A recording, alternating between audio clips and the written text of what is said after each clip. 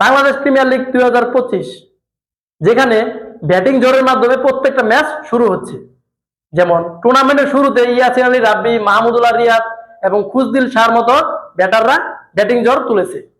এবং আজকের ম্যাচে খুলনা টাইগার্সের হয়ে জোরটা তুলেছেন মাহিদুল ইসলাম অঙ্কন, যেখানে আমরা সবাই ভেবেছিলাম যে মাহিদুল ইসলাম অঙ্কনকে আমরা লাল বলের জন্য তৈরি করছি এবং টেস্টে তিনি ভালো খেলবেন তার জন্য তাকে তৈরি করা হচ্ছিল।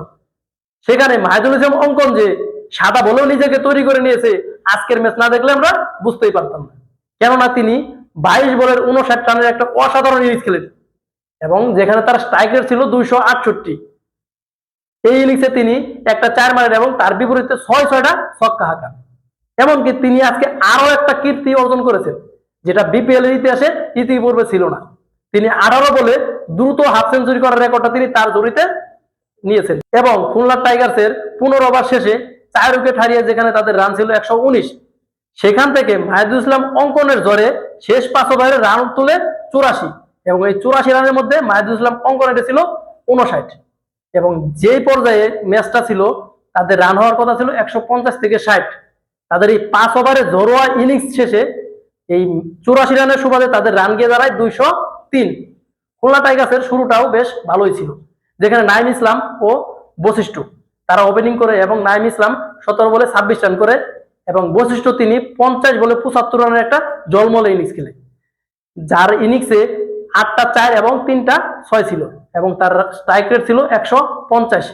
তো আজকের ম্যাচে ব্যাটিং এর আলোটা কেড়ে নিয়েছে মাহিদুল ইসলাম অঙ্কন এবং বশিষ্ঠ। 204 রানের টার্গেটে মাঠে নামে চিটাগাং কিংস।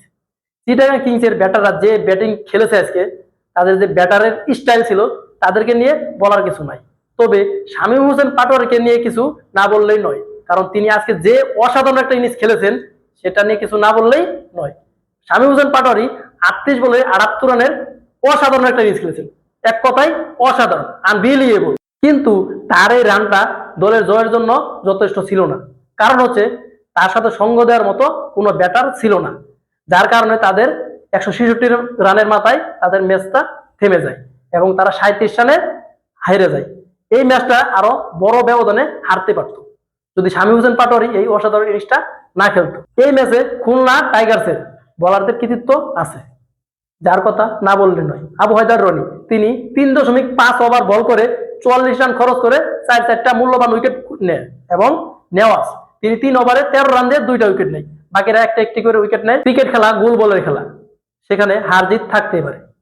খুলনা টাইগার্স হয়তোবা জিতেছে, কিন্তু আজকের ম্যাচে একটা সমালোচনা থেকেই গেছে, সেটা হচ্ছে থমাস তার প্রথম ওভারে প্রথম বলে তিনি উইকেট তুলে নেন, কিন্তু সেটা আম্পায়ার কল করে নো বল ছিল এবং ব্যাটার আবার ফিরে আসে।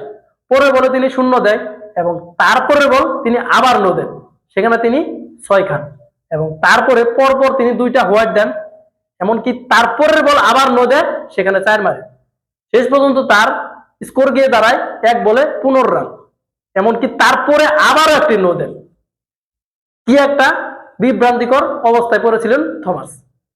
শেষ পর্যন্ত তিনি 18 রান দিয়ে একটা উইকেট নেন, কিন্তু তার বোলিং এ যে একটা দৃষ্টিকটু রেখে গেছে সেটা রয়ে গেছে। থমাসের ওভারে আসলে কি হয়েছিল ভালো করে খতিয়ে দেখা দরকার, একটু সন্দেহ থেকেই যায়। তবে যাই হোক, এবারের বিপিএল এ আমাদের ব্যাটাররা যেভাবে টি-20 সুলভ ম্যাচগুলো খেলতেছে সেটা আসলে আমাদের জন্য অনেক সৌভাগ্যের ব্যাপার। এমনকি তাদের এই ধারাবাহিকতা বজায় রাখুক এবং আরো ব্যাটার তাদের সাথে যুক্ত হোক এবং তাদের পারফরমেন্স এগিয়ে নিয়ে যাক।